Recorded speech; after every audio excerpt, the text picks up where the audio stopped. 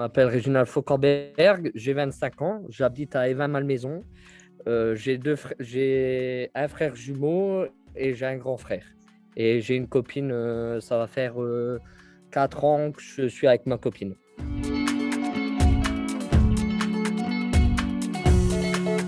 J'ai commencé grâce à un accompagnateur qui s'appelle Michael, qui était accompagnateur, qui était responsable en ACE, qui m'a présenté le mouvement lors d'une réunion sur Évin-Malmaison.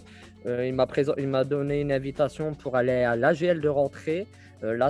Du coup, j'ai parti avec un copain qui s'appelle Justin. On est parti à leur assemblée de rentrée qui a eu lieu sur Arras. Du coup, j'ai bien aimé leur thématique, leur AGL de rentrée. Du coup, je suis intégré, j'ai fait une intégration à la JOC avec mon copain Justin. Du coup, on a intégré le jour même avec un accompagnateur qui s'appelle Frédéric. J'ai été nommé trésorier d'équipe le jour-là et mon collègue Justin a été nommé responsable. On a commencé sur Évin-Malmaison. On a eu une bonne équipe de 2 à 3 jeunes quand on a commencé. Maintenant, on est 6 jeunes. J'ai commencé en tant que trésorier d'équipe. Après, j'étais responsable d'équipe pendant 2 ans. Après, pendant mes 2 ans de responsable d'équipe, j'ai reçu un mail j'ai reçu un courrier directement chez moi pour me demandant si je voulais être responsable CJPE. Du coup, comme j'avais des inquiétudes, j'ai appelé les fédéraux de la Fédé pour savoir plus de ce courrier, pour savoir les attentes qu'ils voulaient et tout. Du coup, à cet appel, j'ai accepté responsable CJPE. Du coup, j'étais pendant 4 ans responsable CJPE. J'ai nommé une jeune responsable parce que moi, je devais partir. C'était ma dernière année. Du coup, j'ai nommé une jeune responsable et maintenant, je suis venu secrétaire fédéral pour la JOC d'Arras.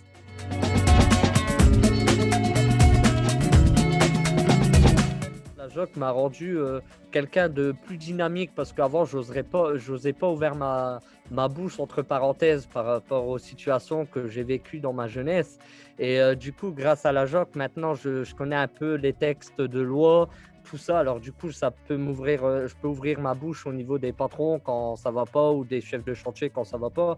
Et surtout, sur les autres aussi, ça me permet quand ils me posent des questions, ça peut me permettre de leur répondre directement et pas leur dire, attends, je suis obligé d'attendre d'aller voir un tel ou des trucs comme ça. Du coup, maintenant, ça peut me rentrer dans le vif du sujet.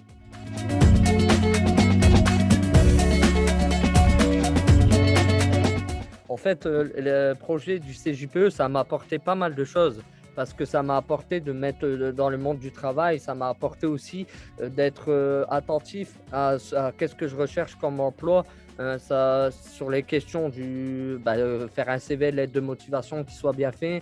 Aussi, ça m'a apporté, j'étais à Besançon aussi avec les CJPE, avec le MRJC, avec Gaël Gauthier. J'ai gardé un bon souvenir parce que on s'est revus entre responsables CJPE. On a rigolé, on a posé des questions on a eu des questions à poser aux autres jeunes qui étaient là. J'ai gardé un bon souvenir avec un bonhomme, un monsieur. On a bien échangé et tout. Et c'est aussi là, qu'est-ce que j'ai bien gardé qu'est-ce que j'ai bien aimé, c'est que j'ai vu des jeunes en tant qui venaient au CJPE et en fait, ils savaient pas, ils n'avaient pas trouvé de boulot. Ils démoralisaient en fait. Et en fait, ces jeunes-là, je les ai gardés, je les ai eus. Et en fait, maintenant, je vois qu'ils sont sur le marché du travail. Et j'ai un jeune qui vient de signer un CDI il n'y a pas si longtemps que ça.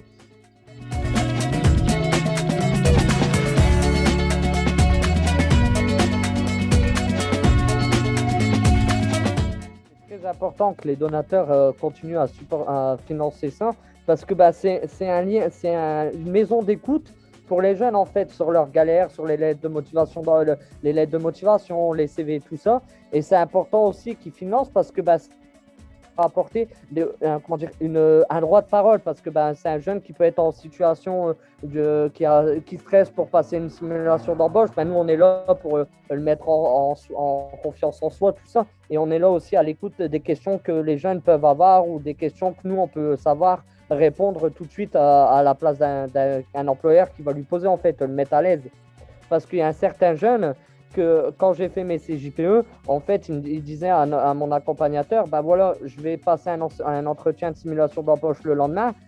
Qu'est-ce que le patron il va me poser comme question? Et du coup, on a intervenu le jour-là pour faire dire, bah voilà, on fait une simulation d'entretien d'embauche. Et comme ça, le jeune, le lendemain, il peut savoir quelles questions de patron ils peuvent lui poser.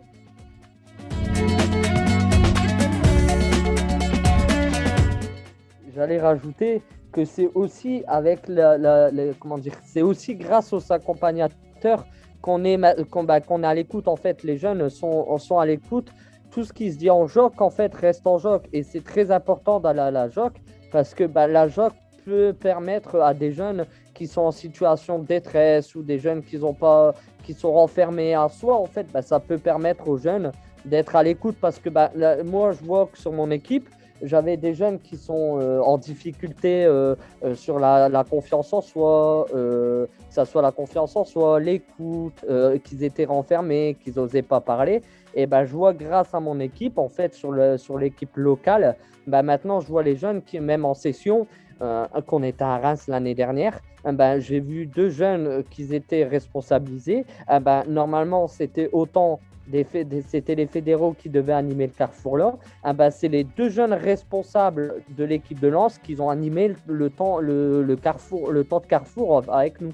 Et franchement, ça nous a émus de voir des jeunes quand ils ont commencé, qu'ils étaient timides, qu'ils étaient stressés, qu'ils avaient peur de leur mission. Et maintenant, de les voir grandir de jour en jour, ça nous rend émus en tant que fédéraux, en fait.